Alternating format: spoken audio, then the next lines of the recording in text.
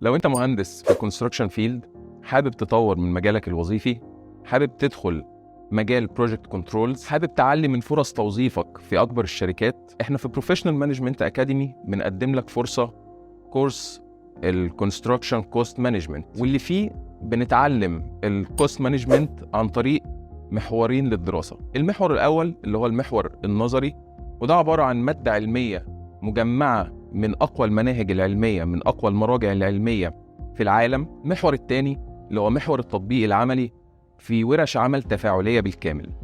أنا مهندس محمد النجار، سينيور كوست مانجمنت انجينير، فاليو انجينيرنج تيم ممبر، سيرتيفايد PMP، سيرتيفايد VMA، سيرتيفايد كلاك 20 العقود الهندسية في القانون المصري.